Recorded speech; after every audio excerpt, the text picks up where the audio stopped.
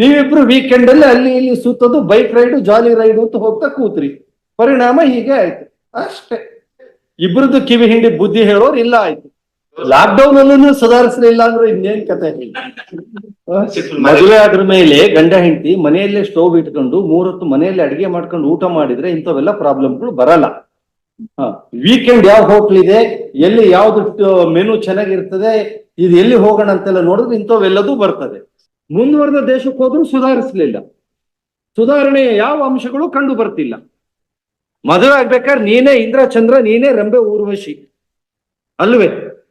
ಆ ಒಂದು ಬಿಸಿ ತಣ್ಣಗಾದ ಕೂಡಲೇ ಅವನಷ್ಟು ಕ್ರೂರಿ ಇನ್ನೊಬ್ಬ ಇಲ್ಲ, ಅವಳಷ್ಟು ದುರ್ವರ್ತನೆ ತೋರೋಳು ಇನ್ನೊಬ್ಳು ಇಲ್ಲ.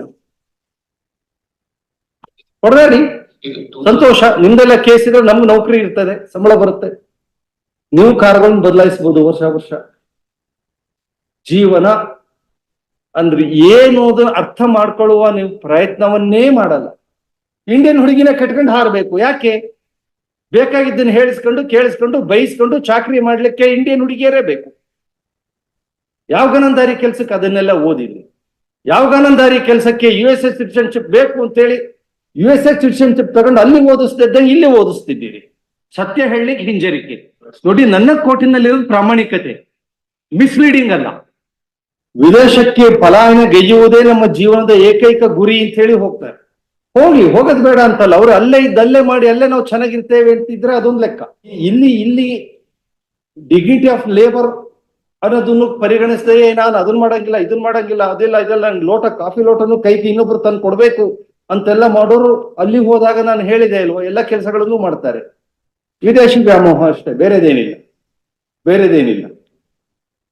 ಶತಾಯಗತಾಯ ವೀಸಾಗಳನ್ನ ರಿನ್ಯೂ ಮಾಡಿಸ್ತಾನೆ ಇರ್ಬೇಕು. ಅವರು ಅಲ್ಲಿಗೆ ಹೋಯ್ತು ಅಂತ ಹೇಳಿದ್ರೆ ಇನ್ಯಾರೋ ಕಾನ್ಸುಲೇಟ್ ನ ಹಿಡಿದು, ಇನ್ಯಾರೋ ಕನ್ಸಲ್ಟೆಂಟ್ ನ ಹಿಡಿದು ಅವನಿಗೊಂದು $500-600 ತೆತ್ತು ಇನ್ನೊಂದು ಟೆಂಪರರಿ ಕಂಪನಿಯಲ್ಲಿ ಒಂದು ವರ್ಕ್ ಪರ್ಮಿಟ್ ಅಂತ ತಗೊಂಡು ಅದ್ರ ಮೇಲಿಂದ ವೀಸಾ ಎಕ್ಸ್ಟೆಂಡ್ ಮಾಡಿ ಅಷ್ಟೆಲ್ಲ ಮಾಡ್ತಾರೆ. ಇಲ್ಲಿ ಮನೆಯಲ್ಲಿ ಮಿಕ್ಸರ್ ಗ್ರೈಂಡರ್ ಕೆಟ್ಟೋಗಿದೆಯಪ್ಪ ಮಗನೇ, ಒಂದು ಚಟ್ನಿ ಮಾಡ್ಲಿಕ್ಕೆ ಮಿಕ್ಸರ್ ಗ್ರೈಂಡರ್ ಇಲ್ಲ, ರಿಪೇರಿ ಮಾಡಿಸ್ಕೊಂಡ್ ಬಾ, ಇಲ್ಲೇ ಪಕ್ಕದ ಕ್ರಾಸ್ ನಲ್ಲಿ ಇದೆ, $50 ಇಸ್ಕೊಂಡು ಹೋಗು ಅಪ್ಪನ ಹತ್ರ, ಒಂದು ರಿಪೇರಿ ಮಾಡಿಸ್ಕೊಂಡ್ ಬಾ ಅಂದ್ರೆ ಮಗ ಮಾಡಲ್ಲ. ಇಲ್ಲ ಮಮ್ಮಿ ಟೈಮ್ ಇಲ್ಲ ಅಂತಾನೆ. ತಾಯಿಗೊಂದು ಮಿಕ್ಸರ್ ಗ್ರೈಂಡರ್ ರಿಪೇರಿ ಮಾಡಿಸಿ ಕೊಡ್ಲಿಕ್ಕೆ ಪುರ್ಸೊತ್ತಿಲ್ದ ಇರೋನು ಅಲ್ಲೇ ಅಮೆರಿಕದಲ್ಲಿ ಯಾರನ್ನೋ ಹಿಡಿದು ಏನೇನೋ ಮಾಡಿ, ಇನ್ಯಾರ್ದೋ ಹಿಡಿದು ಶೇರಿಂಗ್ ಬೇಸಿಸ್ ಮೇಲೆ ರೂಮು ಅಪಾರ್ಟ್ಮೆಂಟು ಅಂತ ಹಿಡಿದು ಒಂದ್ ಕಂಪನಿ ಕೆಲಸ ಹೋಯ್ತು ಅಂತ ಹೇಳ್ಕೊಳ್ಳೆ ಮತ್ತೆ ವಿತಿನ್ 6 months ವಾಪಸ್ ಬರ್ಬೇಕಲ್ಲ ಅಂತ ಹೇಳಿ ಇನ್ನೊಂದು ಕಂಪನಿಯಿಂದ ಕಾಡಿ ಬೇಡಿ ಏನೋ ಮಾಡಿ ಅಲ್ಲಿಂದ ಒಂದು ವರ್ಕ್ ಆರ್ಡರ್ ತಗೊಂಡು ಅಂತ ಅಷ್ಟೆಲ್ಲ ಮಾಡ್ತಾರೆ. ಅಷ್ಟೆಲ್ಲ ಮಾಡಿದವರು ಅವರಿಗೆ ಮನೆಗೆ ಒಂದು ಕೆಲಸಕ್ಕೆ ಏನಾರು ಬೇಕು ಅಂದ್ರೆ ಇದೇ ಅಪ್ಪ ಅಮ್ಮನೆ ಇಲ್ಲಿಂದ ಒಂದು ಹುಡುಗಿನ ಕಳಿಸ್ಬೇಕು, ಹುಡುಗಿನೋ ಹುಡುಗನೋ ಫ್ಯಾಮಿಲಿ ಮೆಂಬರ್ ಅಂತ ಅಲ್ಲಿ ಹೋಗಿ ಅವ್ರ ಕಾರ್ ತೊಳಿಲಿಕ್ಕೆ, ಅವ್ರ ಮನೆ ಕೆಲಸ ಮಾಡ್ಕೊಂಡಿರ್ಲಿಕ್ಕೆ. ಆಮೇಲೆ ಇಲ್ಲಿ ಅಪಾರ್ಟ್ಮೆಂಟ್ ಬೇಕು, ಇಲ್ಲಿ ಸೈಟ್ ಬೇಕು, ಅದಕ್ಕೆ ವಾಚ್ಮನ್ ಅಪ್ಪ ಅಮ್ಮ ಇದ್ದೇ ಇರ್ತಾರೆ. ಏನ್ರಿ ಜೀವನ ಇದು? ಏನು ಜೀವನ ಇದು? ನಿಮ್ಮೊಬ್ಬರ ಕತೆ ಹಾಗೆ ಆಯ್ತಲ್ಲ, ಹೋಗಿ ಮಲ್ಲದು ಮಾಡಿ ಅಂತೇಳಿ 10 ವರ್ಷ ಇದ್ದು ಈಗ ಬಂದು ನೀವೇನಿಲ್ಲ ಸ್ವಾಮಿ, ನನ್ನ ಹತ್ರ ಇರೋದು ಹೆಗಲ ಮೇಲೆ ನೇಗಿಲು ಮಾತ್ರ ಅಂತ ನೀವು. ಅವ್ರು ನನಗೆ ಏನೂ ಇಲ್ಲ ಸ್ವಾಮಿ, ಮಕ್ಕಳ ಎಜುಕೇಶನ್ಗೆ ಫೀಸ್ ಕೊಡ್ಲಿಕ್ಕೂ ನನಗೇನು ಇಲ್ಲ ಅನ್ನೋದು ನೀವು. ಅಂದ್ರೆ ಜೀವನದ ಏಕೈಕ ಉದ್ದೇಶ, ಜೀವನದ ಮುಂದಿನ ದಾರಿ ನಿಮಗೆ ಕೇವಲ ಪರಸ್ಪರ ನ್ಯಾಯಾಲಯದಲ್ಲಿ ತಗಾದೆಯಲ್ಲಿ ಬಡಿದಾಟ ಅಷ್ಟೇ ಆಗ್ತದೆ ಹೊರತು ಜೀವನದ ಉದ್ದೇಶ ಅನ್ನೋದು ಸಂಪೂರ್ಣ ನಿಷ್ಫಲ. ಯಾವ ಗನಂದಾರಿ ಕೆಲ್ಸಕ್ಕೆ ಅಮೆರಿಕಕ್ಕೆ ಹೋದ್ರಿ? ಯಾವ ಗನಂದಾರಿ ಕೆಲ್ಸಕ್ಕೆ ಅದನ್ನೆಲ್ಲ ಓದಿದ್ರಿ? ಯಾವ ಗನಂದಾರಿ ಕೆಲ್ಸಕ್ಕೆ US ಸಿಟಿಸನ್ಶಿಪ್ ಬೇಕು ಅಂತೇಳಿ US ಸಿಟಿಸನ್ಶಿಪ್ ತಗೊಂಡು ಅಲ್ಲಿ ಓದಿಸ್ತಿದ್ದಂಗೆ ಇಲ್ಲಿ ಓದಿಸ್ತಿದ್ದೀರಿ. ಇಲ್ಲಿ ಓದಿಸಿ ನಾಳೆ ಏನಾದ್ರು ಭಾರತಕ್ಕೆ ನೀವು ಕಾಂಟ್ರಿಬ್ಯೂಟ್ ಮಾಡ್ತೀರಾ? 5 ಪೈಸೆ ಇಲ್ಲ, 5 ಪೈಸೆ ಇಲ್ಲ. ನಿಮ್ಮ ಮಕ್ಕಳು ಎಜುಕೇಶನ್ ಇಲ್ಲ ಆಗ್ಬೇಕು, ಮತ್ತೆ ಆ 2 ಮಕ್ಕಳು ಅಲ್ಲಿಗೆ ಹಾರಬೇಕು. ಯಾಕೆ? ಸಿಟಿಸನ್ಶಿಪ್ ಅಲ್ಲಿ ಇದೆ. ಇಂಡಿಯನ್ ಹುಡುಗಿನ ಕಟ್ಕೊಂಡು ಹಾರಬೇಕು. ಯಾಕೆ? ಬೇಕಾಗಿದ್ದನ್ನು ಹೇಳಿಸ್ಕೊಂಡು ಕೇಳಿಸ್ಕೊಂಡು ಬೈಸ್ಕೊಂಡು ಚಾಕ್ರಿ ಮಾಡ್ಲಿಕ್ಕೆ ಇಂಡಿಯನ್ ಹುಡುಗಿಯರೇ ಬೇಕು ಅಲ್ವೇ? ಅಲ್ಲಿ ನಮ್ಮವ್ರು ಯಾರು ಗಣ್ಯರಲ್ಲಿ ಹೋದಾಗ ಹೋಟ್ಲಲ್ಲೋ ಸಭೆಯಲ್ಲೋ ಒಂದು ಸಣ್ಣ ಬಾವುಟ ಕೈನಲ್ಲಿ ಹಿಡ್ಕೊಂಡು ನಿಂಗೆ ಅಲ್ಗಾಡಿಸಿ ಬಿಟ್ರೆ ಮುಗೀತು ನಿಮ್ಮ ದೇಶಭಕ್ತಿ. ಏನ್ ಮಾಡಿದ್ದೀರಿ ದೇಶಕ್ಕೆ? ಏನ್ ಮಾಡ್ತಿದ್ದೀರಿ ದೇಶಕ್ಕೆ ನೀವು? Except these litigations. ಮನೇಲಿ ಕೆಲಸ ಸಂಸ್ಕೃತಿ ಇಲ್ಲಿ ಕಲಿಯಲ್ಲ, ಅಲ್ಲಿ ಹೋಗಿ ಬೇಕಾದ್ರೆ ದಿವಸಕ್ಕೆ 250 ವೀಕೆಂಡ್ ಅಲ್ಲಿ 250 ಕಿಲೋಮೀಟರ್ ಡ್ರೈವ್ ಮಾಡ್ಕೊಂಡು ಸ್ಯಾನ್ ಫ್ರಾನ್ಸಿಸ್ಕೋದಿಂದ ನೀವು ಬೇಕಾದ್ರೆ ಸ್ಯಾನ್ ಆಂಟೋನಿಯಕ್ಕೋ ಸ್ಯಾನ್ ಲಿಯೋಪೋಲ್ಗೋ ಹೋಗಿ ಅಲ್ಲಿ ಮಗುನ Shri Shri Shri so and so ಅವರದ್ದೊಂದು ಎಕ್ಸ್ಟೆಂಡೆಡ್ ಫಾರಿನ್ ಕೌಂಟರ್ ಆಶ್ರಮದಲ್ಲಿ ವೇದಿಕ್ ಸ್ಟಡೀಸ್ ಡಿಸ್ಕೋರ್ಸ್ ಅದನ್ನ ಕಲ್ತ್ಕೊಂಡು ದೀಪ ಹಚ್ಚಿಟ್ಟು oh we are following the Indian culture so greatly so efficiently ಅಂತ ಹೇಳ್ತೀವಿ.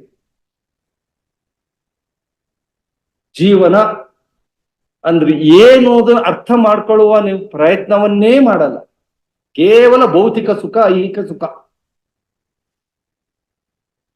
ಹೊಡೆದಾಡಿ ಸಂತೋಷ, ನಿಮ್ದೆಲ್ಲ ಕೇಸ್ ಇದ್ರೆ ನಮ್ಗೆ ನೌಕರಿ ಇರ್ತದೆ, ಸಂಬಳ ಬರುತ್ತೆ, ನೀವು ಕಾರ್ಗಳನ್ನ ಬದಲಾಯಿಸಬಹುದು ವರ್ಷ ವರ್ಷ. ನಿಮ್ಮಲ್ಲಿ ಅಬ್ಜೆಕ್ಷನ್ ಹಾಕಿದ್ದೇವೋ ಇಲ್ವೋ ಅನ್ನೋದು ನಿಮಗೆ ಗೊತ್ತಿಲ್ಲ. ಏನ್ ಪ್ರಿಪೇರ್ ಆಗಿ ಬರ್ತೀರಿ ಕೋರ್ಟಿಗೆ? ಸಪ್ಲಿಮೆಂಟ್ರಿ ನೀವೆಲ್ಲ ಪ್ರಯತ್ನ ಪಡ್ರಿ. ಅಯ್ಯೋ ಕಥೆಯ ಫೀಸ್ ತಗೊಳ್ಳೋದು ನೀವು, ಬುದ್ಧಿವಾದ ಹೇಳೋದು ನಾವು ಮಾಡ್ಬೇಕೆ? ಇದು ಒಳ್ಳೆ ಕಥೆ ಆಯ್ತಲ್ಲ. ಅವ್ರು ಇನ್ನೊಂದು ಮದುವೆ ಆಗಿ ಇನ್ನೊಂದು ಮಗುವಿದೆ, ಅದಕ್ಕೆ ಅವ್ರು ಆರಾಮಾಗಿದ್ದಾರೆ, ಅವ್ರು ಏನಕ್ಕೂ ಬರ್ತಾ ಇಲ್ಲ. is worth about 7 to 8 crores properties ಎಲ್ಲ ತಂದೆಗೆ. ಈಗ ಅವರು ಅಸೆಟ್ಸ್ ಅಂಡ್ ಲೈಬಿಲಿಟೀಸ್ ಹಾಕಿದ್ದಾರೆ ಇಲ್ವೇ? ನೀವು ಅದನ್ನ ನೋಡಿದ್ದೀರಿ ಅಲ್ವೇ? ನೋಡಿ ಅದು ಸರಿ ಇದೆಯೋ ತಪ್ಪಿದೆಯೋ ನೋಡಿ ಹೇಳಿ, ಆಮೇಲೆ ಮಾಡು. ಮತ್ತಿಲ್ದ ಹೋದ್ರೆ ಅಷ್ಟೆಲ್ಲ ಮಾಡಿ ಅಷ್ಟು ಎಜುಕೇಟೆಡ್ ಅಂದವ್ರು ಈ ರೀತಿ ಸಬ್ಮಿಷನ್ ಮಾಡಿದ್ರೆ ಏನ್ರಿ ಅದು? ಮದುವೆ ಆಗ್ಬೇಕಾದ್ರೆ ನೀನೇ ಇಂದ್ರ ಚಂದ್ರ, ನೀನೇ ರಂಬೆ ಊರ್ವಶಿ ಅಲ್ವೇ? ಆ ಒಂದು ಬಿಸಿ ತಣ್ಣಗಾದ ಕೂಡಲೇ ಅವನಷ್ಟು ಕ್ರೂರಿ ಇನ್ನೊಬ್ಬ ಇಲ್ಲ, ಅವಳಷ್ಟು ದುರ್ವರ್ತನೆ ತೋರೋಳು ಇನ್ನೊಬ್ಳು ಇಲ್ಲ. ಬಡಿತಾನೆ ಅಂತಲ್ಲ, ಈ ಪಾರ್ಟಿ ಓದಿರ್ತೀರಿ, ಈ ಪಾರ್ಟಿ ಹೋಗಿರ್ತೀರಿ, ಈ ಪಾರ್ಟಿ ಆ ಫಾರಿನ್ ಈ ಫಾರಿನ್ನು ಅಂತ ಹೇಳಿ ಎಲ್ಲ ಅತ್ಯಂತ ಮುಂದುವರೆದ ದೇಶಗಳು ನೋಡ್ಕೊಂಡು ಸುತ್ತಾಡಿ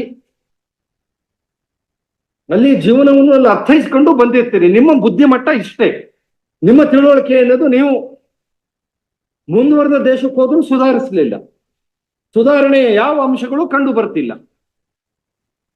ಹಾಡ್ತೇವೆ ಭಜನೆಯಲ್ಲಿ, ಮಾನವ ಜನ್ಮ ದೊಡ್ಡದು, ಇದನ್ನು ಹಾನಿ ಮಾಡಿಕೊಳ್ಳಬೇಡಿ ಹುಚ್ಚಪ್ಪಗಳಿಗ. ಬಹುಶಃ ಪುರಂದರದಾಸರು ನೋಡಿದ್ರು, ಯಾರೋ ಅಮೆರಿಕಕ್ಕೆ ಹೋಗಿ ಬಂದವ್ರನ್ನೋ ಬೇರೆ ದೇಶಕ್ಕೆ ಹೋಗಿ ಬಂದವ್ರನ್ನೋ ಬರೆದಿದ್ದಾರೆ ಕೀರ್ತನೆ. ಕ್ಲಿಯರ್ ಆಗಿ ಹೇಳಿದ್ದಾರೆ, at a place convenient to both the party.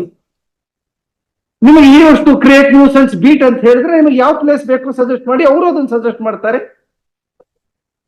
ನೀವು ನಿಮ್ಮ ತಿಳುವಳಿಕೆ ಉಪಯೋಗಿಸ್ಕೊಂಡು ಇಂಥದ್ರೆಲ್ಲ ಮಾಡ್ಬೇಕೆ ಹೊರತು, ನಾವು ವಿಸಿಟೇಷನ್ ರೈಟ್ ದಿವಸ ಬೆಳಗ್ಗೆ ಎಷ್ಟು ಗಂಟೆ ನೀವು ಹೇಳ್ಬೇಕು, ಈ ಬೆಳಗ್ಗೆ ಎಷ್ಟು ಗಂಟೆ ನೀವು ಹೇಳ್ಬೇಕು, ಹುಡುಗ ಎಷ್ಟು ಗಂಟೆಗೆ ಸ್ನಾನ ಮುಗಿಸ್ಬೇಕು, ಯಾವ ಡ್ರೆಸ್ ಹಾಕೊಂಡು ಬರ್ಬೇಕು, ಯಾವ ಬಸ್ ಸ್ಟಾಪ್ ಅಲ್ಲಿ ನಿಲ್ಬೇಕು, ಅಥವಾ ಉಬರ್ ಓಲಾನೋ ಅಥವಾ ನಿಮ್ಮದೇ ಫೆರಾರಿ ಆಡಿ ಮತ್ತೊಂದು ಯಾವ್ದೋ ಕಾರ್ಗಳನ್ನ ತಗೊಂಡವ್ರು ಎಲ್ಲಿಗೆ ಬರಬೇಕು, ಅವೆಲ್ಲವನ್ನು ಮಿನಿಟ್ ಬೈ ಮಿನಿಟ್ ನಿಮ್ಮ ವಿಸಿಟೇಷನ್ ಪ್ರೋಗ್ರಾಮ್ ನ ಡ್ರಾಫ್ಟ್ ಮಾಡ್ಲಿಕ್ಕಲ್ಲ ಕೋರ್ಟ್ ಕೂತಿರೋದು.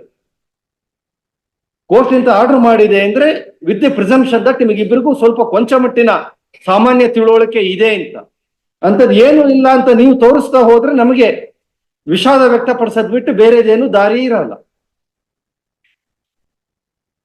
ಇಷ್ಟು ಕನ್ವೀನಿಯಂಟ್ ಆರ್ಡರ್ ಇದೆ, ಇದಕ್ಕಿಂತ ಬೆಟರ್ ಆರ್ಡರ್ ಏನಿದೆ ವಿಸಿಟೇಷನ್ ರೈಟ್ ಬಗ್ಗೆ? ನಿಮಗೆ ಬೆಟರ್ ಆರ್ಡರ್ ಏನಿದೆ? ಬೇರೆದು ಏನ್ ಕೊಟ್ಟರು ಮ್ಯಾಂಡೇಟರಿ ಆಗ್ತದೆ. ಸಾಮಾನ್ಯ ಎಲ್ಲ ಮ್ಯಾಂಡೇಟರಿ ಆರ್ಡರ್ ಮಾಡ್ತಾರೆ. ಅಂಥದ್ರಲ್ಲಿ the particular the learned family court judge has considered all these aspect. Flexible timing ಕೊಟ್ಟಿದ್ದಾರೆ, ಫ್ಲೆಕ್ಸಿಬಿಲಿಟಿ ಇನ್ ಪ್ಲೇಸ್ ಕೊಟ್ಟಿದ್ದಾರೆ.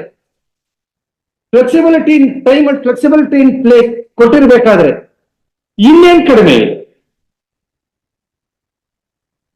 ಕಂಪಲ್ಸರಿ ಮಾಡಿ visitation right at one particular place between 10 AM to 12 AM ಅಥವಾ 10 AM to 1 PM ಅಂತ ಎಲ್ಲಾರು ಮಾಡಿದ್ರೆ ಎಷ್ಟು ಕಷ್ಟ ಆಗ್ತದೆ. ಎದ್ನೋ ಬಿದ್ನೋ ಅಂತ ಹೋಗ್ಬೇಕು. 10 ಗಂಟೆ 10 ನಿಮಿಷಕ್ಕೆ ಬಂದ್ರು ಅಂತ ಆದ್ರೆ ಗಂಡ ಹೇಳ್ತಾನೆ, ನೀನು ಶೂರ್ಪನಖಿ ಬೇಕಂತ 10 ನಿಮಿಷ ಮಗನ್ ಲೇಟ್ ಆಗಿ ಕರ್ಕೊಂಬಂದಿ, ನಾನು ನೋಡ್ಲಿಕ್ಕೆ ಆಗಲ್ಲ, ನಾನು 1 ಗಂಟೆ ಲೇಟ್ ಆಗಿ ಕಳಿಸ್ತೀನಿ ಅಂತ. ಅವಾಗ ಅವಳು ರಾವಣನ್ ಕರ್ಕೊಂಡ್ಬರ್ತಾಳೆ. ಇಷ್ಟು ಫ್ಲೆಕ್ಸಿಬಿಲಿಟಿ ಇದು. ಅದರಲ್ಲಿಯೂ ನಿಮಗೆ ಆಗಲ್ಲ. ಒಲ್ಲದ ಗಂಡನಿಗೆ ಮೊಸರಿನಲ್ಲಿ ಕಲ್ಲು. ನೀವು ನಿಮ್ಮ ಕಕ್ಷಿದಾರ ತಿಳುವಳಿಕೆ ಹೇಳ್ಬೇಕ್ರಿ. ಅವ್ರು ಹೇಳದನ್ನೇ ತಗೊಂಡು ಬಂದಿಲ್ಲ, ಅದನ್ನೇ ಮತ್ತೆ ರಿಪೀಟ್ ಮಾಡೋದಲ್ಲ. ಇಷ್ಟು ಒಳ್ಳೆ ಆರ್ಡರ್ ಇದೆಯಪ್ಪ, ಅದು ಆರ್ಡರ್ ಮೆರಿಟ್ ಮೇಲೆ ಚಾಲೆಂಜ್ ಮಾಡೋಣಂತೆ. ಅಪೀಲ್ ಹಾಕಿದ್ದೀರಿ, ಮೆರಿಟ್ ಮೇಲೆ ನಂತರ ಹೋಗೋಣಂತೆ. ಆದ್ರೆ ಮೆರಿಟ್ ಮೇಲೆ ಫೈನಲ್ ಅಪೀಲ್ ಬರುವವರೆಗೂ ಏನಿದೆ ಆರ್ಡರು, ಅದಿಬ್ರು ಒಬೆ ಮಾಡಬೇಕು. ಒಬೆ ಮಾಡ್ಲಿಕ್ಕೆ ಇಷ್ಟು ಅನುಕೂಲಗಳಿದೆ. ಬೆಳಗಿಂದ ಸಾಯಂಕಾಲದೊಳಗೆ ಎಷ್ಟೇ ಹೊತ್ತಿನಲ್ಲಿ ಆಗ್ಲಿ ಒಂದು ಪ್ರೇಯರ್ ಇಂಟಿಮೇಷನ್ ಕೊಟ್ಟು ಹೋಗ್ಬಹುದು. ನಿಮಗಿಬ್ಬರಿಗೂ ಯಾವ ಜಾಗ ಅನುಕೂಲವೋ ಅದೇ ಜಾಗದಲ್ಲಿ ಭೇಟಿ ಮಾಡಬಹುದು ಮಕ್ಕಳನ್ನ. ಅಷ್ಟು ಎಲ್ಲ ಹೇಳಿದ್ದಾರೆ. ಅದಕ್ಕಿಂತ ಜಾಸ್ತಿ ಇನ್ನೇನು ಹೇಳಲಿಕ್ಕಾಗ್ತದೆ? ಗಂಡ ಹೆಂಡತಿ ಇಬ್ರು ಪಕ್ಕದಲ್ಲೂ ಇಬ್ಬಿಬ್ರು ಆರ್ಮ್ಡ್ ಗಾರ್ಡ್ ನಿಲ್ಲಿಸ್ರಿ, ಪೊಲೀಸ್ ನಿಲ್ಲಿಸ್ಲಿ ಅಂತ ಬರೀಲಿಕ್ಕಾಗ್ತದೆಯೇ? ಬರಿಬಹುದೇ? ಬರೆಯಕ್ಕೂ ಸಾಧ್ಯ ಇಲ್ಲ. ಮತ್ತೆ ಅಂತಹ ಮಾನಸಿಕ ಕೆಳಮಟ್ಟಕ್ಕೆ ನೀವಿಬ್ರು ಖಂಡಿತ ಇಳಿಲೂಬೇಡಿ. ನಾಳೆ ಏನಿಲ್ಲ, ನೀವಿಬ್ರು ಸರಿ ನೋಡ್ಕೊಳ್ಳಲ್ಲ ಅಂದ್ರೆ ಮಕ್ಕಳನ್ನ ನಾವು ಬೇರೆಯವ್ರ ಸುಪರ್ದಿಗೆ ಕೊಡ್ಬೇಕಾಗ್ತದೆ. ಅಪ್ಪನಿಗೂ ನೋಡ್ಕೊಳ್ಳಿಕ್ ಆಗ್ತಾ ಇಲ್ಲ, ಅಮ್ಮನಿಗೂ ನೋಡ್ಕೊಳ್ಳಿಕ್ ಆಗ್ತಾ ಇಲ್ಲ, ಮಗುವಿನ ಇಂಟ್ರೆಸ್ಟ್ ಬೆಟರ್ ಅಂತ ಹೇಳಿದ್ರು. I have heard in some Western countries that concept is there. ತಂದೆ ತಾಯಿ ಪುಟ್ಟ ಮಗುಗೆ, 3 ವರ್ಷದ ಮಗುಗೆ ಸುಮ್ನೆ ಪುಟ ಅಂತ ಗದರಿದ್ರೆ ಅಲ್ಲಿ ಕಂಪ್ಲೇಂಟ್ ಹೋಗ್ತದೆ ಪೊಲೀಸ್ಗೆ. ಅವ್ರು ಸೀದಾ ಬಂದು ಮಗುನ ಎತ್ಕೊಂಡು ಹೋಗ್ತಾರೆ. Being the parents you do not know how to take care of your child. ನೀವು ಮಗುಗೆ ಸುಮ್ನಿರ್ ಪುಟ್ಟ ಅಂತ ಏನೋ ಬೆಳಗ್ಗೆ ಜೋರ್ ಮಾಡಿದ್ರಂತ, keep quiet, you shouted at your child to keep quiet ಅಂತ ಹೇಳಿ ಹಿಂದಿಲ್ಲ ಮುಂದೆಲ್ಲ ಮಗುನ ಎತ್ತಿ ಕರ್ಕೊಂಡು ಹೋಗ್ತಾರೆ. ಪುಣ್ಯ ನಮ್ಮಲ್ಲಿ ಅಂತ ಕಾನೂನುಗಳು ಇಲ್ಲ, ಬರೋದು ಬೇಡ. ಎಷ್ಟು ಒಳ್ಳೇದಲ್ಲ ಇದು ಅವಕಾಶ. ಏನಿಲ್ಲ, ನಿಮ್ಮ ವಿಪರೀತ ಬುದ್ಧಿ ಅಷ್ಟೇ ಇದನ್ನೆಲ್ಲ ಮಾಡಿಸ್ತಾ ಇದೆ. ಮಾಡ್ಕೊಂಡು ಬನ್ನಿ ಸರಿಯಾಗಿ. ಇಲ್ಲ ನೀವು ನಮ್ ಕೈಲಿ ಬರೀಲಿಕ್ಕೆ ಕೊಟ್ರಿ ಅಂತ ಹೇಳಿದ್ರೆ ಮಕ್ಕಳ ಇಂಟ್ರೆಸ್ಟ್ ಪ್ರಿಡಾಮಿನೆಂಟ್ ಆಗಿ ಬಿಡ್ತದೆ. ನಿಮಗಿಬ್ರಿಗೂ ಆಮೇಲೆ ಇರ್ತಕ್ಕಂಥ ಸವಲತ್ತು ಹೋಗ್ತದೆ. ತಿಳುವಳಿಕೆ ಇದೆ, ಇಬ್ರು ಒಟ್ಟಿಗೆ ಕೂತ್ಕೊಳ್ಳಿ. ಪರ್ಮನೆಂಟ್ ಆಲಿಮೆಂಟ್ ಬಗ್ಗೆ ಏನು ನೋಡಿ, ವಿಸಿಟೇಷನ್ ರೈಟ್ ಬಗ್ಗೆ ಏನು ಅಂತ ನೋಡಿ, ವಿಸಿಟೇಷನ್ ರೈಟ್ ಮಾಡಿಫಿಕೇಶನ್ ಇದರದಿಬ್ಬರು ಸಬ್ಮಿಟ್ ಮಾಡಿ. ಕ್ಯಾಂಡಿಡೇಟ್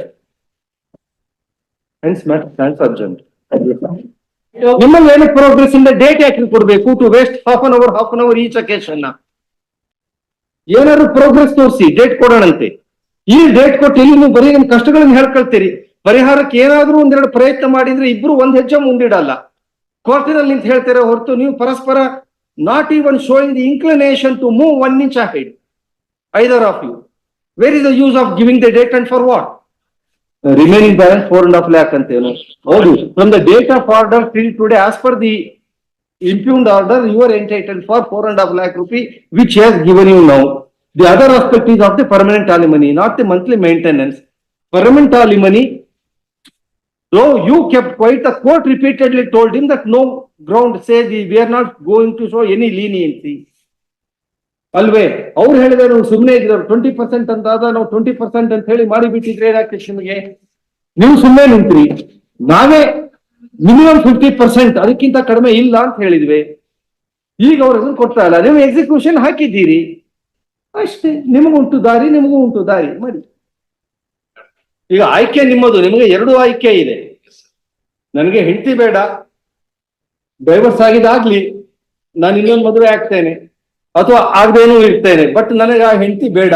ಡೈವರ್ಸ್ ಆಕೆನೆ ಕೇಳಿದಾಳೆ, ಕೋರ್ಟ್ ಕೊಟ್ಟಿದೆ, ಆಕೆ ಬಯಸಿದಂತೆ ಆಕೆ ಜೀವನ ನಡೆಸಲಿ. ಆದ್ರೆ ನನಗೆ ಇಷ್ಟು ದುಡ್ಡು ಕೊಡ್ಲಿಕ್ಕೆ ಆಗಲ್ಲ, ಆ ದುಡ್ಡನ್ನು ಕಡಿಮೆ ಮಾಡ್ಕೊಳ್ಳಿ ಅಷ್ಟೇ ನಿಮ್ಮ ಪ್ರಾರ್ಥನೆ ಆದ್ರೆ ಈಗಿರ್ತಕ್ಕಂಥ ಪಿಟಿಷನ್ ಅಷ್ಟಕ್ಕೆ ಮಾತ್ರ ಇದೆ. ನೀವು ಇದನ್ನು ಮುಂದುವರಿಸಬಹುದು.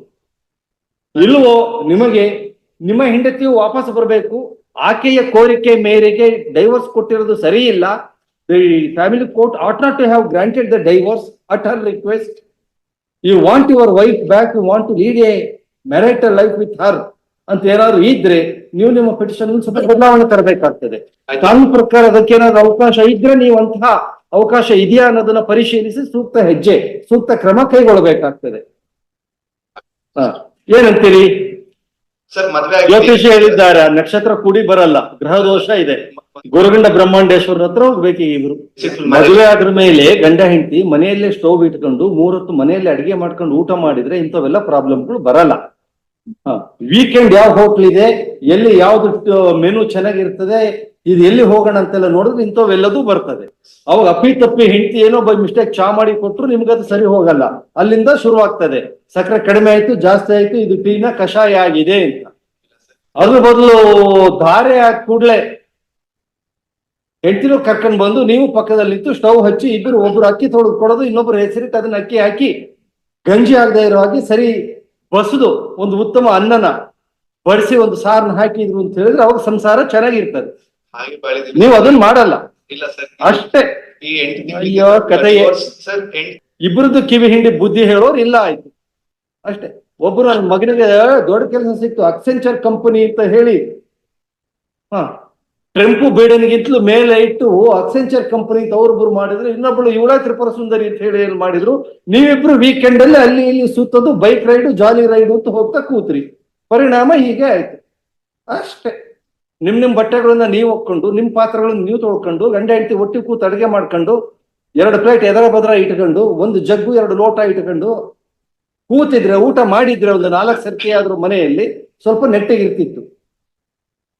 ಆಗಿದ್ದು ದುರಂತ ಅದು. ಲಾಕ್ಡೌನ್ ಅಲ್ಲೂ ಸುಧಾರಿಸಲಿಲ್ಲ ಅಂದ್ರೆ ಇನ್ನೇನ್ ಕತೆ.